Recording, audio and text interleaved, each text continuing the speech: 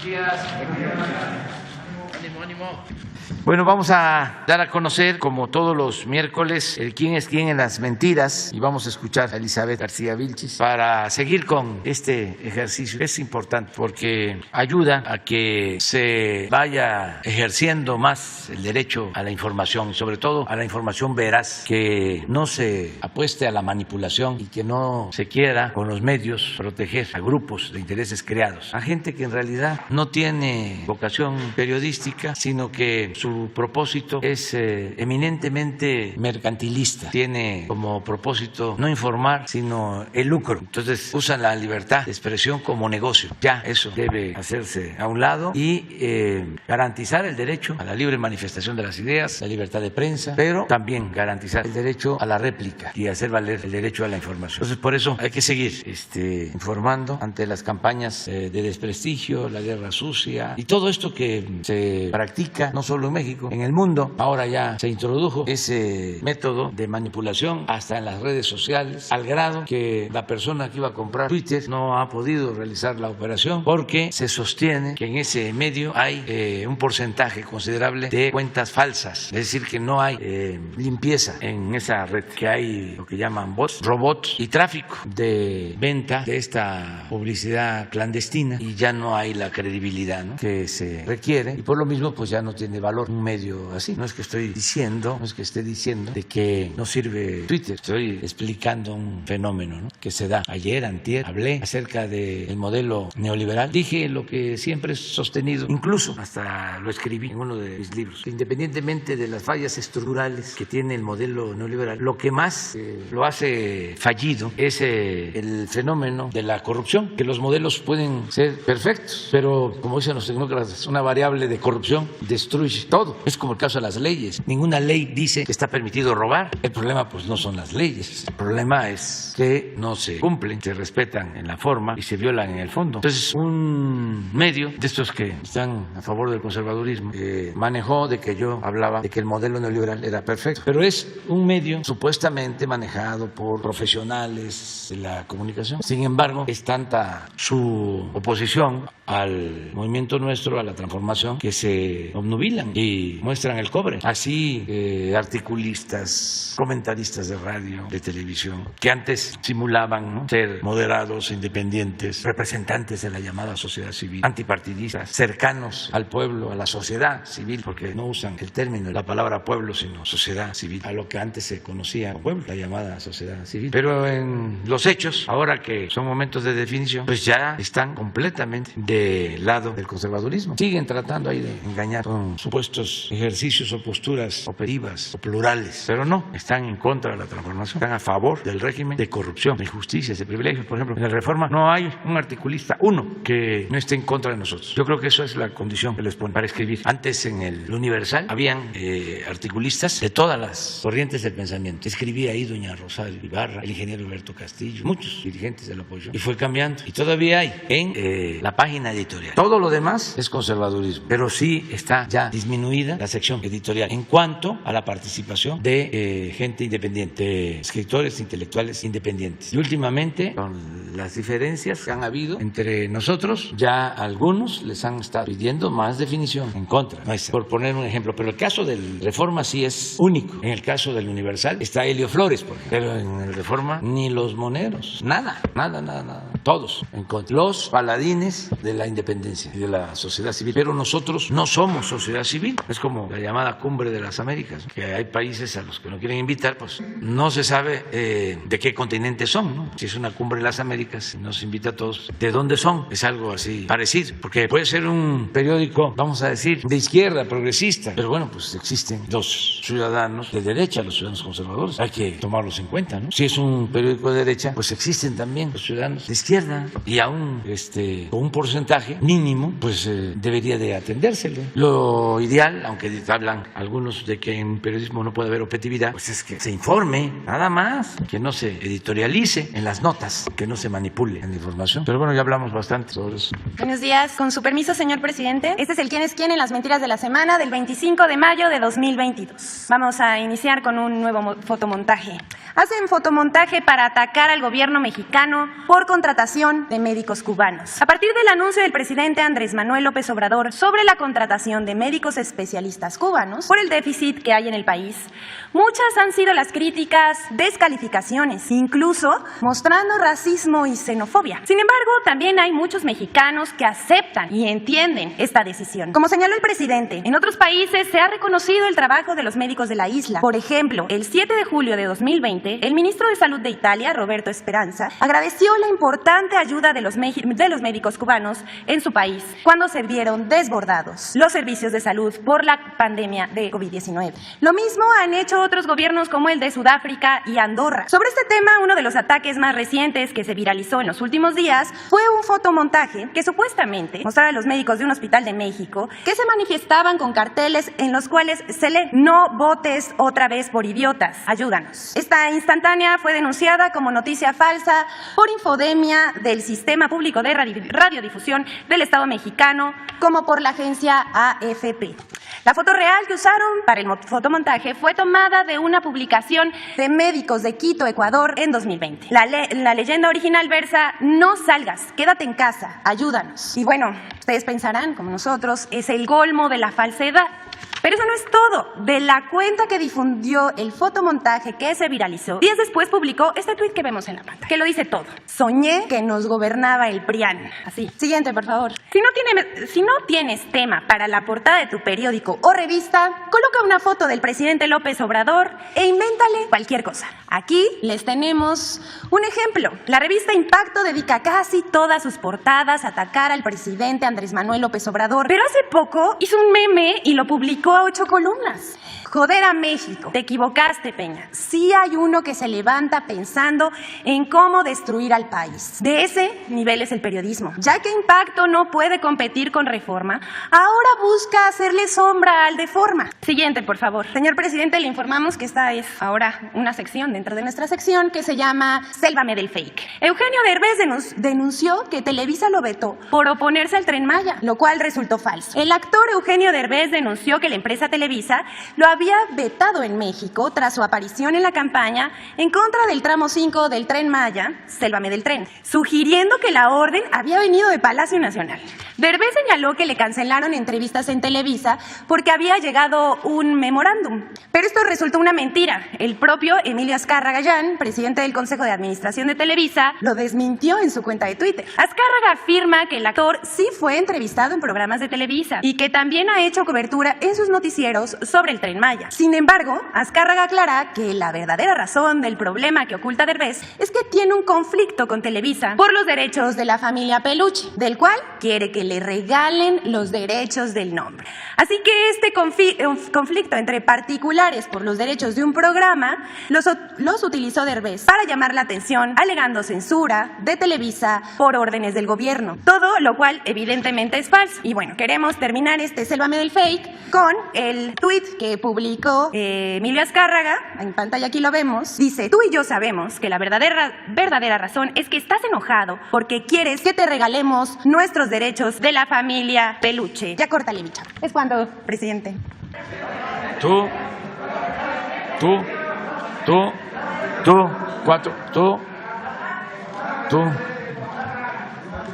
también. Sí.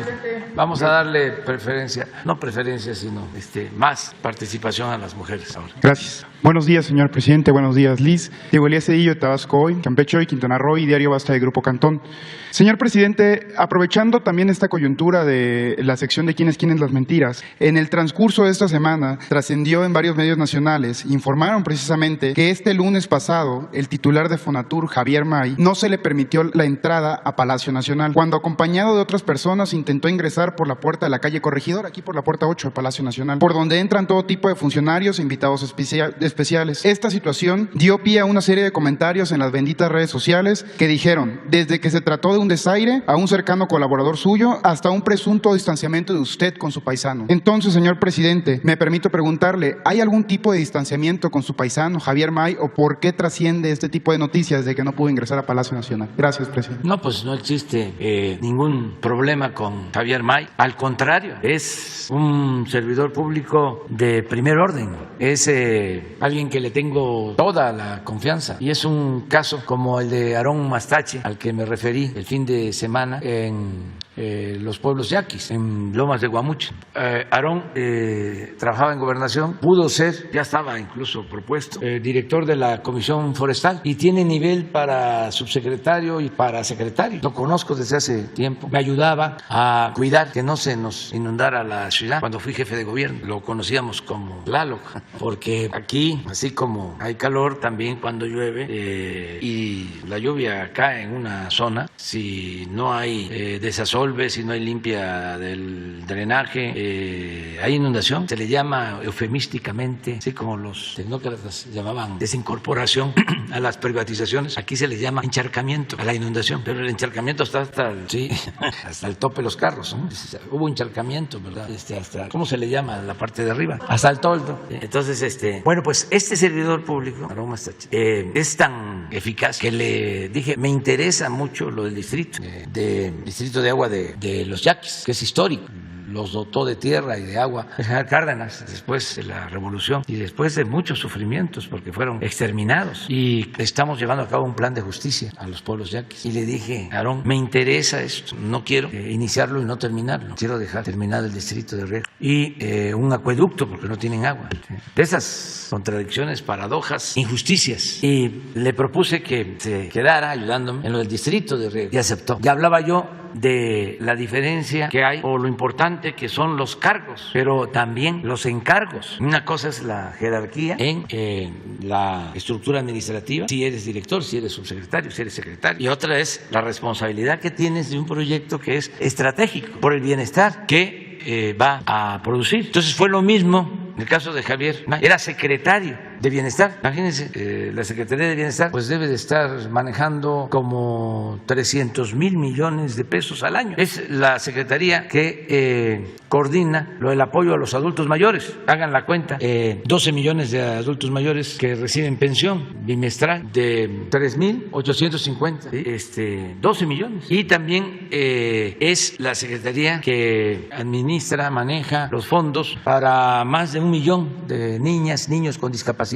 Es la secretaría que maneja los cerca de 30,000 millones de pesos del programa Sembrando Vida. Y le pedí que nos ayudara como director de Fonatur, pero en realidad para hacerse cargo del Tren Maya. Entonces no pensó, creo que mediodía, y me dijo, sí, estamos hablando, si se tratara de jerarquías administrativas, de un cargo menor. Sí, nada más que terminar el Tren Maya es una gran obra por los beneficios. Además, son 1,500 kilómetros de Tren Maya con todos los opositores en contra, intereses de todo tipo en contra, para que fracasemos. Es todo un desafío. Entonces, Javier es de absoluta confianza y vamos trabajando, vamos avanzando y vamos a cumplir para finales del año próximo. Vamos a estar inaugurando el Tren Maya. Gracias. Por Javier y el equipo y por el compromiso de las empresas constructoras y por los ingenieros militares que ya están allá. Entonces es una persona de toda la confianza. Gracias, presidente. Y precisamente en el tema del Tren Maya, si no me equivoco, fue en su gira de Cancún cuando usted nos platicó esta unión que se piensa hacer entre el tren del corredor transísmico que dirige Rafael Marín y el Tren Maya que va a correr pues, por toda la península del sureste mexicano. Presidente, preguntarle ¿cuál es el proyecto que tiene su sexenio en materia ferroviaria? Ha trascendido en redes sociales precisamente que usted le gustaría dejar restablecer las vías ferroviarias que anteriormente estaban en el país. Preguntarle, presidente, si se sostienen reuniones entre el titular del corredor interoceánico y Javier May con usted para la unión de estas dos vías de tren, y también si tiene pensado renovar estas vías ferroviarias en todo lo que es el país, en el norte, en el centro y en el sur. Y, presidente, si a usted le gustaría dejar precisamente un sistema de trenes en México al terminar su sexenio, o si lo dejaría como tarea pendiente, o cómo sería el estatus que dejaría. Gracias, presidente. Bueno, yo lo que estoy procurando es restablecer el sistema de trenes de pasajeros en México. Es parte de nuestra historia, ya lo hemos hablado mucho tiempo, desde que se inició el primer tramo de México a Veracruz con el presidente Juárez y lo terminó, lo inauguró, si no me equivoco, en 1873, a ver si lo damos, 1871 o 1873, el presidente Lerdo de Tejada. Ya había muerto el presidente Juárez y el que lo sustituye es el presidente Sebastián Lerdo de Tejada y él inaugura el ferrocarril, primer tramo de la Ciudad de México a Veracruz. Y a partir de ahí se inicia, 73, a partir de ahí se inicia la construcción de vías férreas. Porfirio Díaz hace más de 20,000 kilómetros, además que pues estuvo 34 años. Pero fue impresionante porque se comunicó todo el país con los ferrocarriles. Por ejemplo, Torreón, pues es fruto del ferrocarril y muchos lugares. Llegaba el ferrocarril al norte, se comunicaba con Estados Unidos. Esto no sucedía en la época de la Reforma, porque los liberales tenían una frase atribuida a Lerdo, precisamente, donde no querían la integración con Estados Unidos. Decían, entre un pueblo fuerte, en este caso Estados Unidos, estaba creciendo, y uno débil, el desierto. En cambio, eso con Porfirio Díaz cambió, ya se modificó esa concepción y se buscó la integración. Entonces creció mucho el número de kilómetros de vías férreas. Todo el país estaba comunicado. Y luego la revolución, lo mismo, eran los trenes de pasajeros. En el caso, por ejemplo, del sureste, pues primero fueron los barcos, toda la península, Tabasco, a Veracruz y de ahí en tren a México al principio. Y luego ya se hizo el ferrocarril del sureste antes de la carretera. El que comunica al sureste por carretera es el presidente Adolfo Ruiz Cortines. Estamos hablando de don Adolfo, fue 46, del 52 al 58 fue don Adolfo Ruiz Cortines. Y antes Miguel Alemán ya había inaugurado el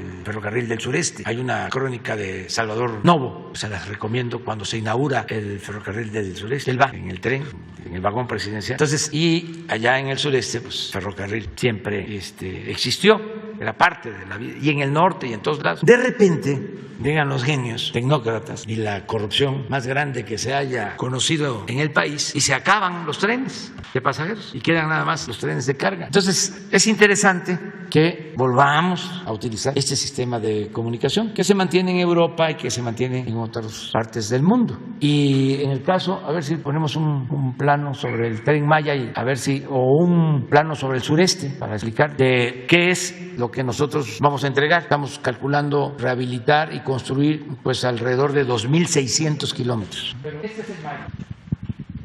Ya lo hemos visto varias veces. Este es de Chiapas, es Palenque, luego entra a Tabasco, luego Campeche, a Yucatán, Quintana Roo y regresa a Campeche. Estos son 1,500 kilómetros. Pero si pones un plano, un mapa más grande, esto es bastante, son 1,500 kilómetros. Pero si lo ampliamos a Oaxaca, a Veracruz, van a poder constatar que aparte de esto hay 900 kilómetros, un poco más, ¿sí? Como 1,000 kilómetros. Aparte de estos 1,500, serían como 2,500, que es donde estamos trabajando. Un mapa de México. Sí, Entonces el Maya empieza aquí y va hacia arriba y regresa aquí. Estos son 1,500. Pero de aquí a Coatzacoalcos hay un ramal que es del tren del sureste, el que hablamos, que se inauguró en los años 50 del siglo pasado. De aquí a Palenque deben de ser como 350 kilómetros, 400. Ese lo queremos rehabilitar. Aquí tenemos problemas porque hay puentes que ya están en mal estado. Son puentes, son claros de muchos kilómetros. Por ejemplo, el puente San Manuel en Huemanguillo y está en muy mal estado. Entonces es la rehabilitación de aquí a Palenque. Porque hasta aquí, a Veracruz y ya al norte, ya funciona bien. El tren de carga está concesionado de aquí. De aquí para acá fue una buena noticia el que no les dio tiempo de entregar la concesión. Bueno, este es a Coatzacoalcos. Y luego de aquí, este es el del Istmo. Este lo hizo Porfirio Díaz. Hizo el puerto de Coatzacoalcos, hizo el puerto de Salina Cruz y también el de Veracruz con el mismo empresario que era su amigo Pearson. Desde entonces hicieron estos puertos, los tres. Y el ferrocarril, y se hizo también la refinería de Minatitlán desde entonces. Esto no funcionó muy bien entonces porque todo el comercio era en el Golfo, el Atlántico, el Pacífico no tenía la importancia marítima y comercial de ahora. Ahora los puertos del Pacífico, pues Manzanillo tiene más movimiento de contenedores que Veracruz, ya cambió. Bueno, entonces este es lo que estamos viendo ahora, esto es de aquí a Palenque. No igual que el Tren Maya, que este va a ser un tren que va a tener la posibilidad de desplazarse a 160 kilómetros por hora. Aquí lo que queremos es un tren también de carga, aquí también va a ser carga, pero el de pasajero va a ser hasta para clase turística, que ese es el propósito. Esta región es la más rica enfoca en sitios arqueológicos. Es el asentamiento principal de las dos grandes culturas, la cultura olmeca y la cultura maya. Y es muy difícil que en el mundo haya un área así, con tanta riqueza artística y arqueológica. Entonces, llegan a Cancún millones de turistas, 600 vuelos diarios. Entonces, se quedan de Cancún cuando mucho hasta acá, a Tulum. Entonces, lo que queremos es que se introduzcan, conozcan todo esto. Es bellísimo y es el desarrollo de toda esta región. Entonces, se plantea la rehabilitación de esta línea. Ya estamos rehabilitando de Coatzacoalcos a Salina Cruz. Esto lo vamos a terminar este año. Ya va a haber tren de carga y de pasajeros. Estamos rehabilitando los puertos. Y aquí en este corredor vamos a desarrollar, ya tenemos la tierra, 10 parques industriales. Porque aquí enfrente está la costa este de Estados Unidos, que tiene mucho potencial para el desarrollo económico y comercial. Que todo el comercio con Estados Unidos lo tenemos hacia Texas y a California. Y lo que queremos es el desarrollo de la relación con la costa este de Estados Unidos. Luego se está pensando en modernizar esta vía que va del istmo de Tehuantepec hacia Guatemala. Y estos son como 400 kilómetros, aquí también son 400 kilómetros, más 200 de aquí. O sea que de aquí va a quedar comunicado, ese es el plan. Y un ramal de este ferrocarril hacia, aquí está Dos Bocas, estación Chontalpa, Dos Bocas, un ramal de 100 kilómetros. Este es el plan general. En el centro del país, pues son 4 trenes. En el caso de Guadalajara son 2, ya terminamos uno y está por iniciar otro para la comunicación de la zona conurbana. Tenemos pues en proceso, que nos está sacando más cana de las que ya tenemos, pues el de Toluca, Ciudad de México. Eso lo tenemos que terminar el año próximo. Ese que estimaron en 30,000 y nos va a costar al final 90,000 millones. Y complicadísimo. No han quedado bien las empresas y hemos tenido problemas, pero ahí va. Vamos a ver. Luego el de la Ciudad de México, el del aeropuerto Felipe Ángeles a Lechería para llegar a Buenavista, aquí al centro, y poder ir al aeropuerto Felipe Ángeles desde Buenavista hasta el aeropuerto en 40-45 minutos desde el centro. Y tenemos también en el norte, en Monterrey, ya un proyecto con recursos y una concesión para utilizar las vías del ferrocarril que atraviesan Monterrey y poder utilizar las vías para hacer un tren interurbano que va a ayudar mucho en la vialidad, esto con el gobierno del estado. Y nada más nos queda pendiente de resolver el tren, la desviación en Jalapa, Veracruz. Pero ese es el plan que tenemos en todo lo relacionado con ferrocarriles. En total, como 2,600, 2,700 kilómetros de vía férrea. Es bastante. Va a quedar como proyecto el Ciudad de México, Querétaro, a Guanajuato, desde luego San Luis, que siempre ha sido pues un centro ferrocarrilero durante mucho tiempo, hacia el norte, y Guadalajara hacia la frontera Baja California, con California, pero ya el relevo generacional va a ser cargo. Ese es el tren del Pacífico, ese es el tren del Pacífico. Quedamos en la compañera. Para impulsar esa propuesta que dijo. Los más de 20,000 kilómetros de vía férrea fueron concesionados y predominan 2 empresas. Hay que llegar a acuerdos. A modificar las leyes, ¿no? Yo pienso que podría lograrse un acuerdo con las mismas empresas para que haya trenes de pasajeros. Buscar arreglos, porque tienen concesiones a 40, 50 años. Esto es lo que hizo Zedillo. Y por eso se lo llevaron a trabajar de asesor de una de estas empresas. Y todavía se enojan con nosotros, pues. ¿Qué culpa tengo yo? Me molestan, pero pues son de las decisiones que tomaron en el periodo neoliberal. Por ejemplo, hoy Empalme, está todavía la gente mayor, todavía los jóvenes, lo que les cuentan los abuelos, o les contaban sobre el tren, que era una estación importante, que habían talleres, es toda una historia, todos los pueblos de México, el ferrocarril. Entonces, bueno, ya iniciamos, poco a poco, que tiene que ir avanzando. Lo importante también es de que hay menos contaminación. Si son trenes eléctricos, llevan más pasaje y en el caso de la carga es más barato el transporte en tren de la carga, mayor capacidad, mayor volumen, el movimiento de contenedores para los puertos. Entonces sí es un proyecto hacia adelante pensando en la integración con América del Norte, ya no con aquella desconfianza de que entre un pueblo fuerte y uno débil el desierto, sino buscar la integración con respeto a la soberanía. Eso es todo. Buenos días, presidente. Diana Benítez, del periódico El Financiero. Preguntarle si ya tiene una respuesta del gobierno de Estados Unidos sobre la Cumbre de las Américas. Ha trascendido que en el caso de Cuba, Nicaragua o Venezuela no se estaría invitando a los presidentes sino a representantes de estos pueblos. A ver si usted tiene información al respecto y ya tomó una decisión si acudirá o no. Y también ayer el senador Ricardo Monreal decía que México no está en la posición de condicionar su asistencia. ¿Coincide con ello? Vamos a esperarnos porque todavía no hay una definición. Se está conversando, dialogando. Vuelvo a agradecer al gobierno de Estados Unidos porque no ha habido cerrazón y está tomando en cuenta nuestra propuesta de invitar a todos, que nadie excluya a nadie. Entonces estamos buscando una respuesta en beneficio de los pueblos. Vamos a esperar. Yo quiero aprovechar para enviar mi condolencia, mi dolor, transmitir mi solidaridad con los familiares de los jóvenes que perdieron la vida ayer, mandarles un abrazo fuerte, como lo hacemos con todos los que pierden la vida en nuestro país. Lamentablemente sucede, nos duele mucho que hayan estas desgracias, y mandarles un abrazo a los familiares de los jóvenes, de las víctimas, y también pues nuestra solidaridad con el gobierno de Estados Unidos, porque son momentos muy tristes, muy difíciles, y nosotros pues lo mismo, entonces padecemos aquí. Hasta ahora de manera directa, nacidos allá, digo acá, no se sabe, pero de que son de origen mexicano, la mayoría no hay duda. Es que toda esa región de Texas pues pertenecía a México. Basta ver los apellidos, son hijos o nietos de mexicanos, y nos duele mucho, lo lamentamos, son desgracias, ¿no?, que se lamentan mucho. Presidente.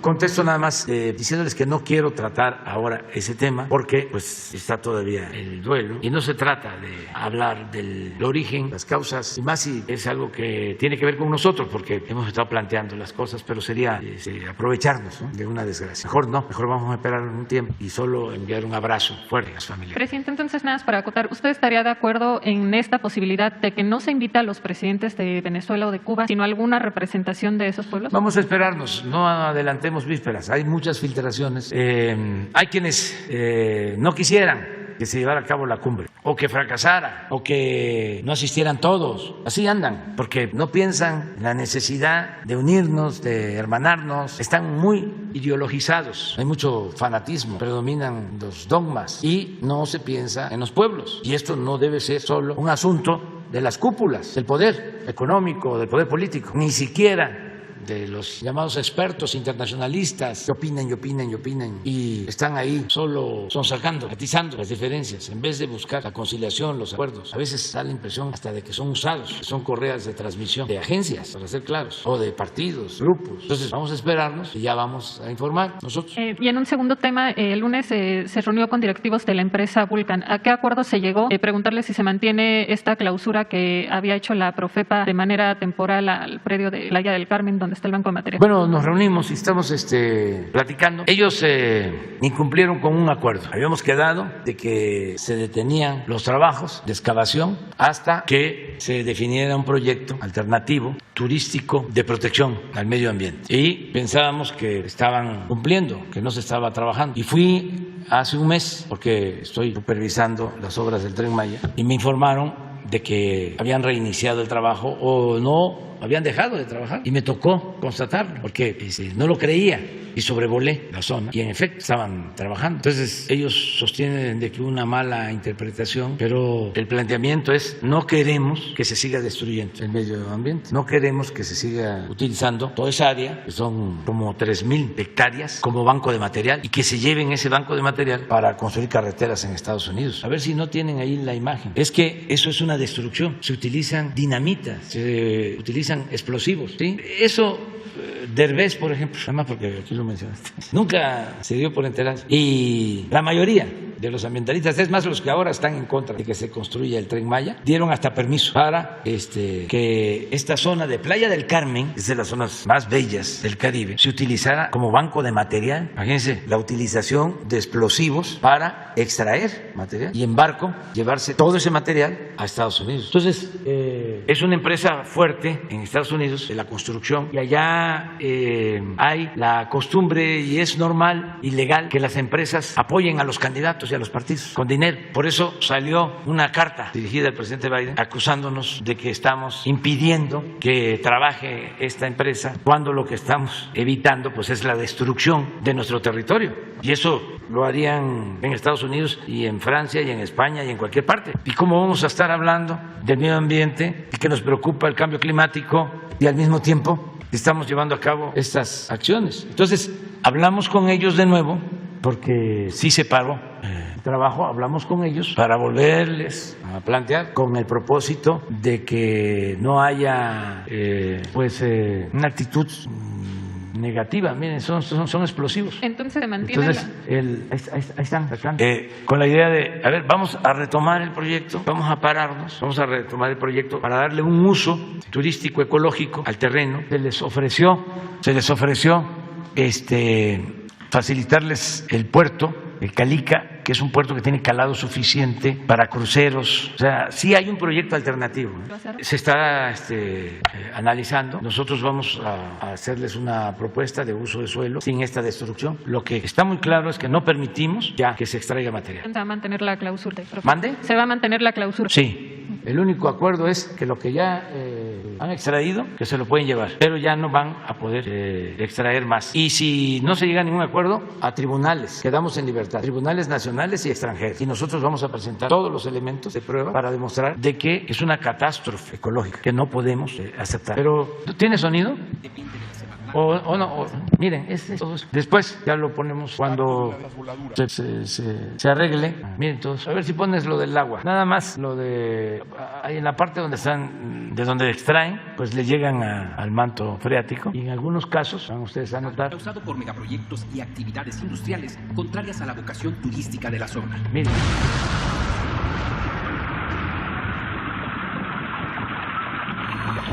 Un ejemplo es la empresa Calizas Industriales del Carmen, Calica, subsidiaria del grupo estadounidense Legacy Volcan, que extrae toneladas de roca caliza por debajo del manto freático para producir piedra triturada, grava y arena que se exporta a los Estados Unidos. Nosotros, por supuesto, también realizamos voladuras como cualquier cantera del mundo, pero esas voladuras obviamente se tienen que llevar bajo muy estrictas medidas de seguridad. En 1986, instancias del gobierno federal y de Quintana Roo otorgaron a Calica la primera autorización para la extracción de roca caliza por debajo del manto freático en La Rosita, un predio de 1.200 hectáreas. Esta autorización no especificaba ni la vigencia ni el volumen de explotación del proyecto. Fue como un cheque en blanco para extraer piedra caliza y llevarse un pedazo de nuestro país. De 40 a 50 viajes, porque la empresa nos exigía hacer 30.000 toneladas a todos los compañeros dentro de la empresa diariamente en cada turno. En 1996, el gobierno de Quintana Roo otorgó a Calica un segundo permiso. Esta vez para extraer la piedra caliza por encima del manto freático en otros dos premios, el Corchalito y la Adelita, que comprenden una superficie de 1.251 hectáreas. A ver si puedes quitar, nada más para que vean el agua. Los dos colores.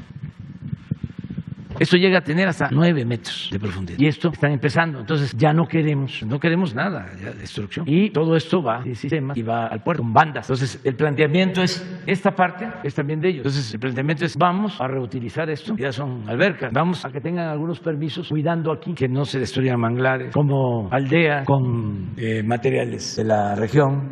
De modo que se compense lo que van a dejar de obtener por extraer el material. Se puede hacer un proyecto porque estamos hablando de cerca de 3.000 hectáreas con el muelle, a ver si ponen el muelle y el barco, nada más, para cruceros. O sea, sí se puede resolver el problema. Lo que no podemos, por más que saquen manifiestos los legisladores de Estados Unidos, no podemos permitir eso, porque es la destrucción de nuestro territorio. En ningún lugar, pero imagínense en Playa del Carmen, en la Riviera Maya, en estos barcos, si los cargan. Entonces estamos hablando de eso, y de parte nuestra hay voluntad de llegar a un acuerdo. A ver. Y luego, ustedes dos. Gracias, presidente. Esteban Durán, Vanguardia, Veracruz. Retomando el tema de los ferrocarrileros, presidente, en el último año se han sumado más trabajadores y extrabajadores al llamado de diversas organizaciones ferrocarrileras y el Frente Ferrocarrilero de Reconstrucción Sindical Ferro, exigiendo un cambio total en el sindicalismo de este gremio, justicia social y la reparación del daño provocado a todos ellos por la privatización de los ferrocarriles por los gobiernos neoliberales, como usted dice, encabezado por Ernesto Zedillo en su momento, así como también la participación directa y activa de Víctor Flores, el dirigente del sindicato ferrocarrilero. Se trata de miles de ferrocarrileros que no fueron liquidados o que fueron mal liquidados y que además, pues teniendo derecho conforme a la ley, no se les contrató nuevamente como a muchos más. Igualmente, presidente, con el líder sindical del trabajo, Víctor Flores, se ha quedado con gran parte de las ganancias que a los ferrocarriles les corresponde con estos convenios que ha tratado con las empresas privadas, presidente. Igualmente, también ven con gran desilusión cómo se han arreglado situaciones con los electricistas, con los mineros, mientras ellos continúan a la espera de que el gobierno federal pueda apoyarles, pueda ayudarles y de esta manera ellos puedan también sacar pues ya estas situaciones que de años vienen arrastrando. Igualmente, pues se han acercado a las instancias, a la Secretaría de Comunicaciones y Transportes, a la Secretaría del Trabajo y Previsión Social, a la INDEP, y en la cual la única respuesta que han recibido es que ninguno de ellos tiene las facultades ni el interés para destrabar positivamente estos reclamos por los que los ferrocarrileros consideran que la única vía que les queda es una decisión directa de usted, del presidente de la República, para hacerles justicia social, la cual llevan esperando más de 25 años. ¿Existirá, presidente, la voluntad política del Ejecutivo Federal para que miles de extrabajadores de la entonces Ferronales puedan ser beneficiados con la justicia social que promete esta cuarta transformación y se solucionen los problemas planteados aquí previamente respecto a Víctor Flores, el actual líder ferrocarrilero, presidente? Ellos esperan que si habrá voluntad política para intervenir en favor de los ferrocarrileros y exferrocarrileros mexicanos, presidente. Sí, son dos demandas. Una es que se les considere un apoyo que se pactó desde los tiempos de las privatizaciones a los trabajadores, que hay esos adeudos de parte del gobierno. Ya lo está viendo la Secretaría de Gobernación para buscar la solución. Ese es un tema que se está viendo. Lo estamos haciendo con otros trabajadores. No me quejo. Además, tenemos que hacer justicia. Pero quedaron muchas deudas a los trabajadores del periodo neoliberal. Entonces vamos poco a poco atendiéndolos y lo vamos a seguir haciendo. Le voy a pedir a el secretario de Gobernación que nos dé una respuesta de cómo ayudar. Ya se ha hecho con los electricistas en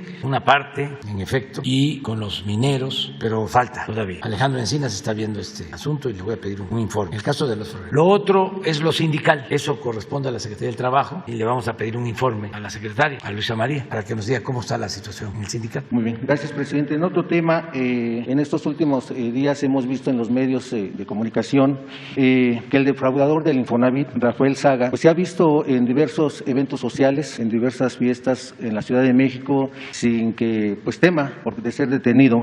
Y en ese sentido, ¿cuáles son las acciones que se pueden esperar? ¿Se puede esperar que sea detenido para que él pueda regresar lo que se robó? Pues entiendo que en todas estas denuncias hay procesos en marcha en la Fiscalía. Voy a pedir que nos informen cómo se avanza en estos juicios, si existen las denuncias y cómo van, por lo que menciona sobre el Infonavit. Bien, presidente. Ya por último, ayer se dieron dos manifestaciones, una frente a Petróleos Mexicanos por parte de los petroleros trabajadores de la sección 35 de la refinería de Tula Hidalgo, donde demandaban primero el servicio médico, dicen que ellos se tienen que comprar sus medicinas, demandan también la liberación de plazas en donde en esta refinería urge un mantenimiento, porque podría haber una situación que podría lamentarse posteriormente. Es por ello que ayer bloquearon frente a Pemex, pues esa avenida que es Marina Nacional, demandando que sean escuchados para que de esta manera puedan ellos tener el trabajo que durante años no lo han tenido, poder llevar el sustento. Lo mismo sucedió, presidente, ayer en el Aeropuerto Internacional de la Ciudad de México, donde transportistas, taxistas demandaban que ya los trabajadores de aplicaciones Uber, Cabify, Bit, etcétera, no entren a la zona del aeropuerto porque esto merma su trabajo. Estas manifestaciones, presidente, lamentablemente dañan a millones de capitalinos.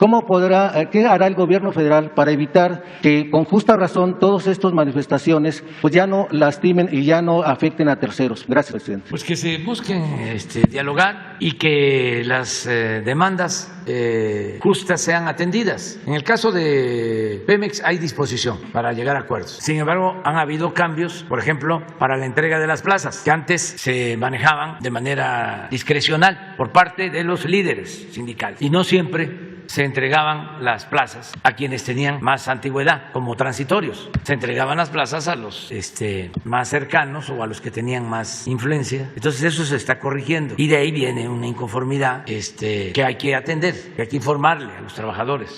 Y también pues hay los que siempre quieren llevar agua a su molino, líderes charros que todavía hay, que sienten que están siendo desplazados y que ya no pueden seguir medrando y entonces asusan. De todas maneras hay que atenderlos, pero como se dice coloquialmente, no irnos con la finta, porque habían sindicatos poderosísimos y líderes sindicales que vivían rodeados de atenciones, de privilegios, líderes sindicales con mansiones riquísimos. Entonces eso ya no se permite y no les gusta. Cuando no se continuó con el aeropuerto de Texcoco hubieron inconformidades, pero no solo eran los empresarios que tenían sus contratos, también obtenidos con influyentismo, sino los líderes, que eran los que vendían el material, lo transportaban, tenían hasta una distribuidora de combustible adentro de la barda donde se estaba construyendo el aeropuerto de Texcoco, de Huachicol, y eran intocables porque si no se les cumplían sus demandas, cerraban un poco lo que hacía Antorcha Campesina. Pues nosotros atendemos a todos, a los trabajadores, a los transportistas, desde luego a los campesinos, pero una cosa son los trabajadores y los obreros y otra cosa son los líderes o dirigentes que viven o vivían del influyentismo y de la corrupción. Eso no se puede permitir. Entonces, sí, yo estoy pendiente de lo de los trabajadores. Acabo de hacer una denuncia porque cerraron una válvula y se está haciendo una investigación. ¿Quién quiere que haya un accidente? Que no estén pensando de que va a haber impunidad. Eso se terminó. Y al mismo tiempo, pues, atender sus demandas justas de los trabajadores. Pero no es, a ver, yo tomo la torre de Pemex porque a mí me tienen que dar los contratos o a mí me tienen que dar las plazas. Pues tómala, pero no te vamos a dar los contratos, no te vamos a dar las plazas. Si no, tienes razón. Y si vas a dejar afuera a trabajadores que tienen antigüedad, pero no están cercanos a ti o no se mocharon, eso ya se acabó. Entonces nada más estar pendiente, atentos, todos los ciudadanos, para que eso ya no regrese. Ya dije la vez pasada que al carajo, y piensan que es una grosería. Los marinos saben qué es el carajo, que se vayan al carajo. Nada más que hay que buscarlo, ¿no?, en el diccionario. Pero sí, al carajo, con todo eso, en los términos que se usaban en la marinería. A ver, la compañera. Gracias, presidente. Cindia Serra, de Canal 11. Presidente, después de la difusión de estos audios del dirigente del PRI, Alito Moreno, que fueron difundidos por la gobernadora de Campeche, Laida Sansores, ¿cuál es el posicionamiento de su gobierno? Primero, en un audio, Alito acusa se queja de los 25 millones que habría recibido su partido por parte de la cadena Cinépolis para campañas políticas. Ayer, otro segundo audio en el que dice, pues no se matan a los periodistas, no hay que matarlos con balas, sino de hambre. ¿Preocupa esto frente a los próximos comicios electorales en el país? Y pues también dice, no voy a huir del país y no voy a ser parte de esta estrategia para perjudicarme. Alude a su gobierno, lo tilda de un gobierno corrupto y dice que se hizo así, por ejemplo, con Ricardo Anaya, quien fue del país por acusaciones, dice, del gobierno. ¿Qué responde a esto, presidente, estas alusiones? Pues lo mejor es no meternos en estos casos. Además, estamos en efecto en víspera de elecciones en 6 estados y hay pasiones que se desbordan, por llamarlo amablemente. Entonces, no responder nosotros a este tipo de cuestionamientos, no meternos y sí tenerle confianza a la gente de que los ciudadanos saben que es cierto, que no es. Ya la gente está muy consciente, muy avispada, no se deja manipular. Entonces, esperar que pasen las elecciones. Solo decir que nosotros no perseguimos a nadie, garantizamos la libertad de expresión. Sí tenemos adversarios, pero no enemigos. Y tenemos adversarios que pensamos vencer en buena lid. No estamos pensando en destruir a enemigos. No odiamos y tenemos que ganar con argumentos, con la razón. Cuando Alito habla de no matar a presidentes con balas, sino de hambre, a periodistas, no con balas, sino de hambre. Qué fuerte declaración, presidente, en este contexto que también se vive en el país. Pues bueno, ¿a qué nos estamos...? No quiero opinar sobre eso. Es que no ayuda. Hay que cuidar, como decía Ángeles, la vida. Eso es lo más sagrado, lo más sublime, la vida de cualquier persona. Entonces, no meternos a esas cosas, no desearle mal a nadie, no odiar. Todas las religiones sostienen el principio del amor al prójimo y, lo he dicho, los libres pensadores también son partidarios de la solidaridad, de la fraternidad. Por algo se incluyó cuando la Revolución Francesa lo de libertad, igualdad, fraternidad. Entonces, buscar eso y vamos bien.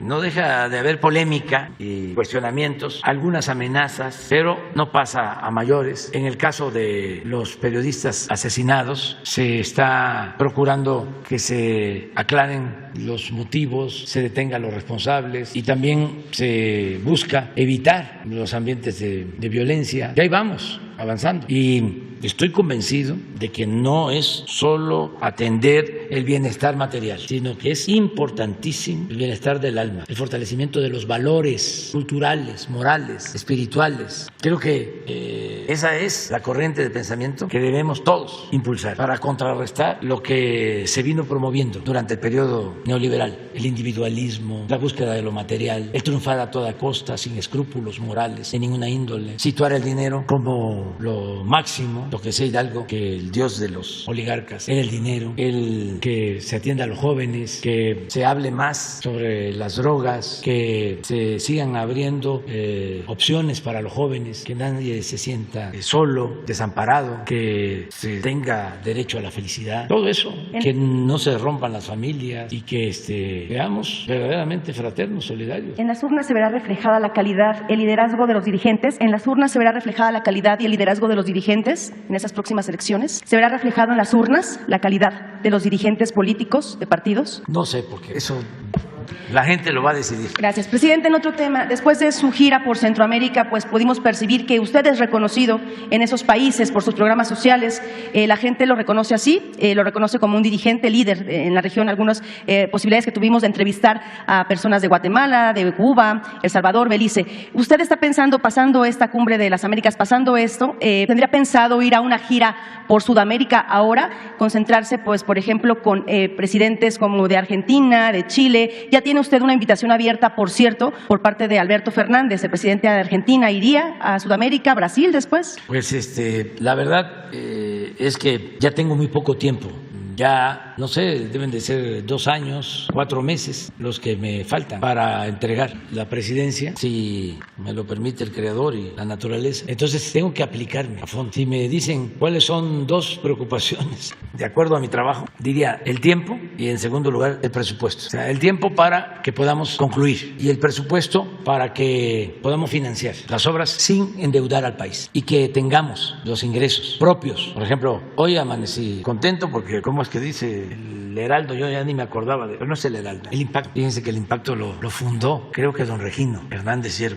No, paisanos nuestros dedicados al periodismo, don Regino Hernández Hierro y José Pajés Hierro, fundaron 3 revistas importantes: el Hoy, el Mañana y el Siempre. Y don Regino fue muy buen periodista, él hizo aquella famosa entrevista a Villa. No, pero el Heraldo es el Impacto. No, yo creo que no tuvieron ellos que ver. Pero bueno, tenía tiempo, ya ni me acordaba que existía. Pero hoy me levanté contento porque está bien la recaudación. A ver si la pones. Estamos arriba en la recaudación. Y a eso iba también. Inversión extranjera, que a ver si la ponemos. Miren esto, es inversión extranjera. Es histórica. Aún quitándole esto. Tienen que ver con operaciones.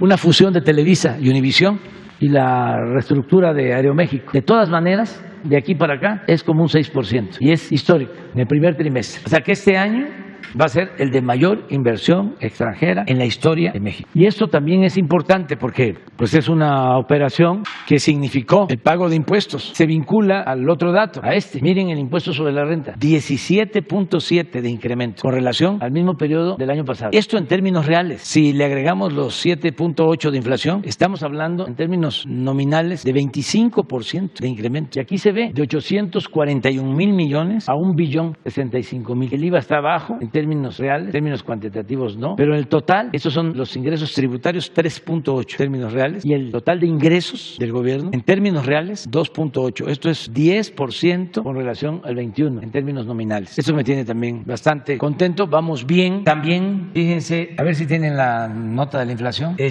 Poco, pero se redujo. Y seguimos estando abajo de otros países. Y ahora vemos también la moneda. Es que habíamos quedado en los jueves, ¿no?, presentar, pero podemos, a lo mejor sí la tienen. Ahora les explico. No, yo espero. Es que les explico, por ejemplo, en el caso del peso, no ha habido devaluación. Al contrario, desde que estamos en el gobierno, el peso se ha fortalecido, se ha apreciado. Es de las monedas más fuertes del mundo. Y por eso lo de inversión extranjera. México es de los países, de los pocos países, selectos países, considerados como de los más atractivos para la inversión foránea del país. Y esto ayuda muchísimo. Ya lo va a mandar. Ayudaron muchas cosas. Por ejemplo, el no haber optado por deuda adicional. Eso nos ayudó mucho.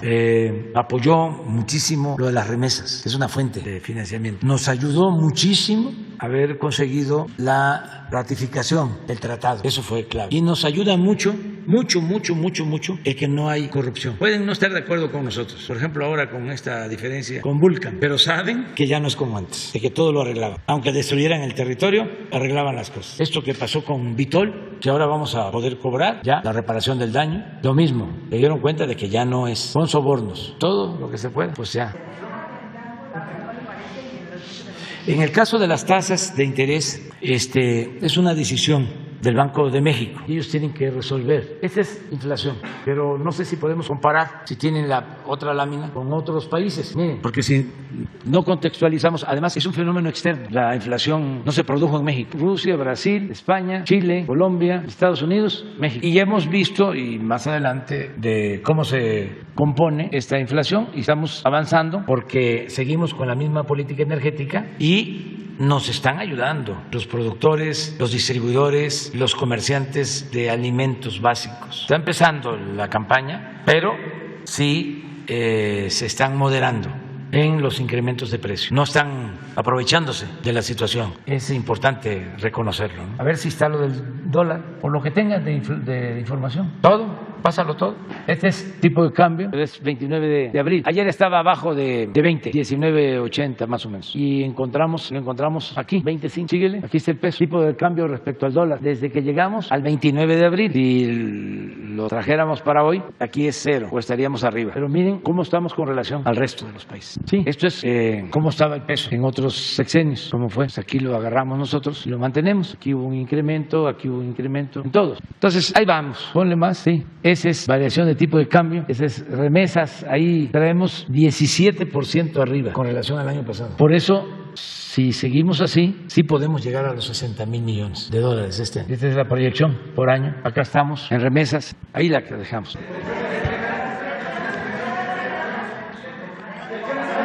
Cierras.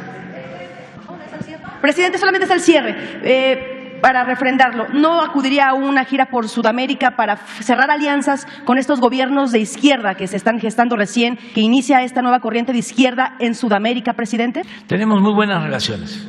Muy buenas relaciones con todos los gobiernos de América del Sur, del Cono Sur, aún con gobiernos no tan afines en lo ideológico, pero que están gobernados por gente seria, como es el caso del presidente de Ecuador. Él es de origen banquero, pero es una persona respetuosa, prudente. Estamos firmando con ellos un acuerdo comercial, presidente Lasso, y es muy buena la relación. Con el presidente del Perú, buenísima la relación, muy estrecha. Celebro que esté Perú con más estabilidad política, porque habían pasado por momentos difíciles. Ahora siento que hay más gobernabilidad, más estabilidad, y esto ayuda mucho a los pueblos. En el caso del Perú estaba entrando el presidente y ya querían removerlo. Eso no ayuda. El caso del presidente Boric en Chile, pues es un aire fresco, joven. La gente de Chile optó por la democracia. En el caso de Argentina, Alberto Fernández es nuestro hermano.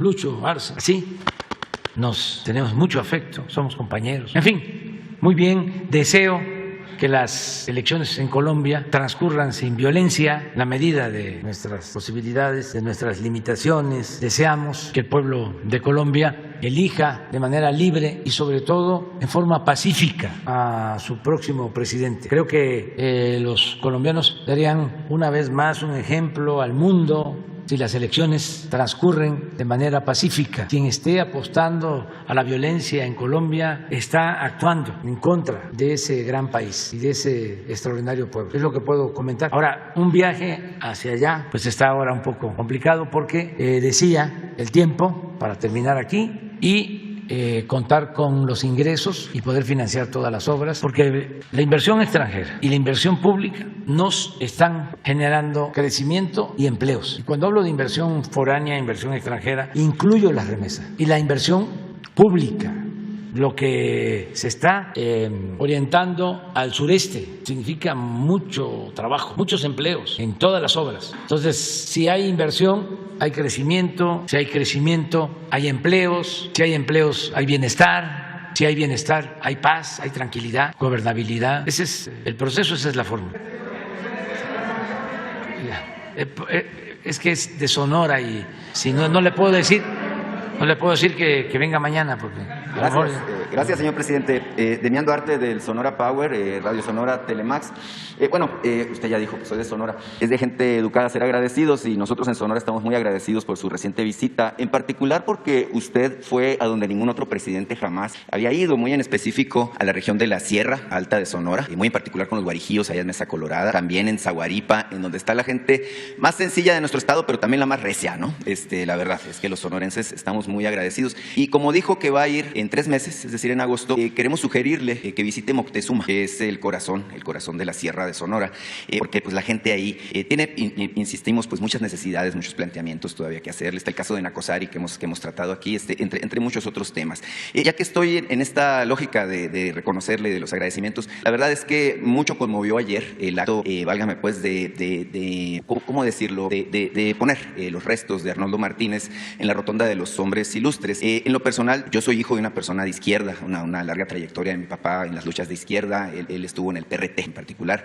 Don Rubén Duarte, que falleció hace 3 años. La verdad es que ayer a mí me conmovió mucho en lo personal. Entonces, gracias. Señor presidente, entre muchos temas me contactaron, y yo sé que usted tiene un compromiso con la justicia social. En este caso me contactó un grupo de ex trabajadores de Banrural que tienen pues más de 20 años que fueron separados de esa institución financiera, que no recibieron ni sus jubilaciones ni sus pensiones del IMSS, y que son personas que en su momento estaban en edad de trabajar. Estamos hablando de hace 20 años, tenían 45, 47 años, hoy son personas de la tercera edad, y que no tienen desde entonces la perspectiva de encontrar trabajo, posiciones de ningún tipo, por la edad y obviamente por el desgaste de los años y la cuestión del conflicto laboral que han venido cargando. Señor presidente, en particular en este tema, el asunto ya está en manos del Instituto para Regresar al Pueblo lo Robado. Está, como parte, por ejemplo, del tema de los ferrocarrileros que se ha estado atendiendo. Me pidieron ellos, de veras encarecidamente, porque me dicen que son personas con muchas necesidades, enfermedades, etcétera, que le hiciera pues un llamado de auxilio a usted al respecto de su condición y su situación en lo. Entonces, preguntarle si es posible que se retome y se le ponga atención en específico a los extrabajadores de Banrural. Sí, es algo parecido a lo de los ferrocarrileros, y tiene que ver con Ernesto Prieto, y le voy a pedir, además de Adán y de Alejandro Encinas, Ernesto Prieto, a ver qué respuesta tenemos en los 2 casos, ¿no?, para ustedes. Acerca de la visita próxima a Sonora, que todavía falta, van a ser 3 meses, sí vamos a ir por allá, porque quiero hacer una supervisión del camino de Agua Prieta a Bavispe. Entonces, para bajar de Bavispe a Hermosillo, pues tenemos que pasar por Moctezuma, que es como un cruce de camino, es un sitio estratégico, y ahí podemos llevar a cabo la reunión. Pero vamos a verlo, y sí vamos a seguir trabajando con Alfonso Durazo, que es un buen gobernador, y cumplirle a la gente en todo, y se va avanzando. Señor presidente, en el tema de la estabilidad económica, de lo que habló ahorita abundantemente, muy interesante cómo nuestra moneda se ha fortalecido. Por ahí en redes yo leía un comentario que hacía alguien que usted sería de cerrar, por ejemplo, en las condiciones en las que está hoy el tipo de cambio, pues usted sería el primer presidente en 75 años que logra una ganancia de nuestra moneda respecto al dólar. Creo que el último en este caso fue Miguel Ávila Camacho. Este asunto del fortalecimiento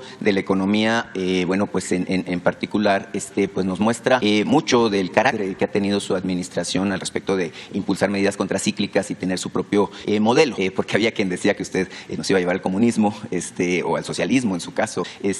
Había quien decía, que el modelo neoliberal y la mano invisible del mercado pues era lo mejor que pudiéramos tener. Es interesante porque también nos hemos fortalecido frente al euro, en particular observaba yo que está en 21.20 la paridad respecto al euro. Entonces, en particular, señor presidente, preguntarle en este sentido si usted ya se fijó un objetivo al respecto de lo que pudiéramos tener en materia económica como país de aquí al cierre, ya que usted está hablando de que le quedan 2 años con 4 meses. Es decir, ¿cuál es la perspectiva? ¿Cómo ve el asunto del tipo de cambio? ¿Cómo ve el asunto del fortalecimiento de nuestra economía? Si los mexicanos, podemos tener la esperanza, como lo planteamos hace creo que poco más de 1 año, allá en las inmediaciones de la pandemia aquí, que usted hablaba de que existía la perspectiva de un nuevo milagro mexicano. Preguntarle esta situación en particular. Muchas gracias. Pues llevamos desventaja, porque en lo económico, el mejor periodo de la economía de la época posrevolucionaria fue el tiempo en que gobernó Adolfo López Mateos y también Díaz Ordaz. Esos 12 años en que fue secretario de Hacienda Antonio Ortiz Mena. Ahí se lograron 3 cosas importantes. No hubo devaluación, no hubo inflación y hubo crecimiento. Y la tasa de crecimiento anual fue de arriba del 5%. Eso sí, fue un fenómeno. Esa era mi aspiración. Sigue siendo, pero se nos presentó lo de la pandemia, ¿no? Y nos tumbó la economía y se complicaron las cosas. Entonces, de esas tres variables, pues yo sí pienso que en el peso vamos a continuar y que sí, el peso mexicano está más fortalecido que el euro. Eso lo puedo decir. Y no ha habido depreciación. En el caso de crecimiento, pues apenas nos estamos reponiendo de cómo estábamos antes de la pandemia. Yo espero que sí se siga creciendo. No descarto que en el tiempo que nos quede el crecimiento sea mayor. Y en lo de la inflación también tengo motivos para el optimismo.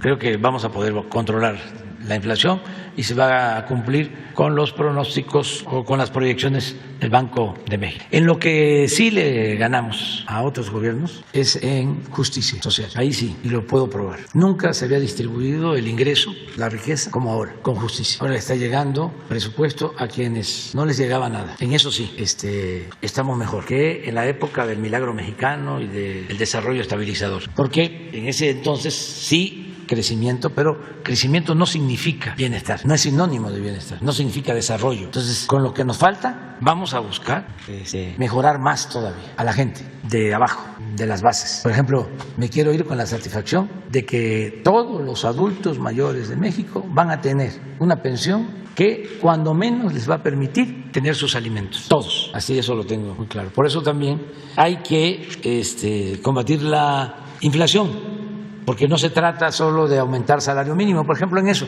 ahí llevaba más de 40 años que no había incrementos al salario como ahora. Ahí también estamos en primer lugar. Pero con inflación, aunque aumente el salario, aunque aumente el monto de las pensiones, se reduce el poder adquisitivo, la capacidad de compra. O sea, no hay bienestar.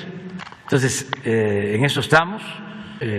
Yo espero que nos siga yendo bien. No hay razón para pensar en que va el país a entrar en crisis en lo económico. Nosotros estamos protegidos porque no hay una deuda exagerada, porque tenemos ingresos, porque no estamos gastando más de lo que ingresa a la hacienda pública, hay disciplina financiera y hay inversión y la gente está teniendo confianza. Siempre digo lo que siento, lo que me sale de mi corazón, de mi alma. Y allá en Desemboque, allá con los seres, dije que desde que estoy en el gobierno, no solo le ha ido bien a los pobres, a la gente más humilde, sino que ningún rico ha perdido dinero de los de arriba. Puede ser que los medianos, pero cuando me reúno con los que tienen más y están invirtiendo en México y confiando en México, les pregunto cómo les va. Por ejemplo,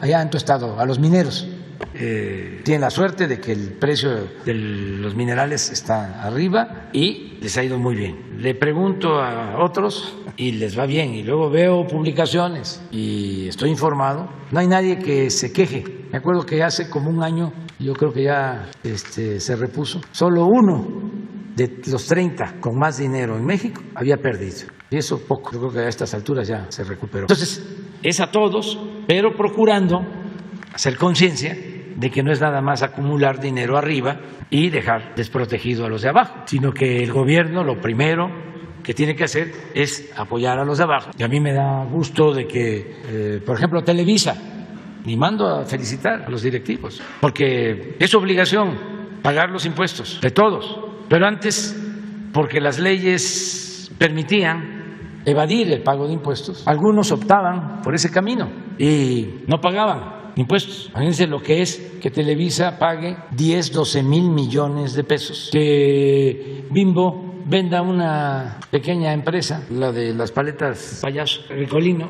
y paguen más de 3 mil millones. Y le explicaba yo al dueño, le decía yo, pues es el equivalente a lo que necesitamos para iniciar la construcción de los caminos en la zona más pobre de México, en la montaña de Guerrero. Para allá va ese dinero. Se entusiasmó cuando les dije que también eso es importante.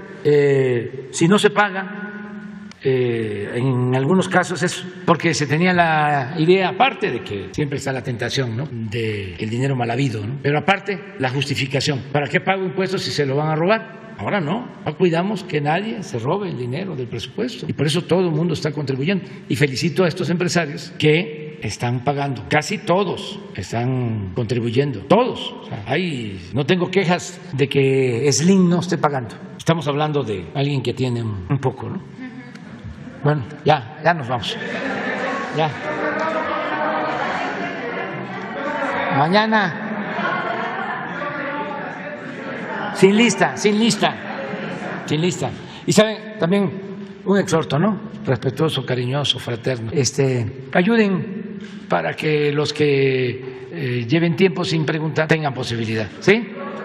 Porque pues yo me puedo equivocar y estarle dando la palabra siempre a los mismos. Jesús está malito, pues yo creo que debe de tener COVID, pero leve. Y decidió estar fuera. Mañana se hace la prueba y le deseamos que se recupere pronto. Bueno.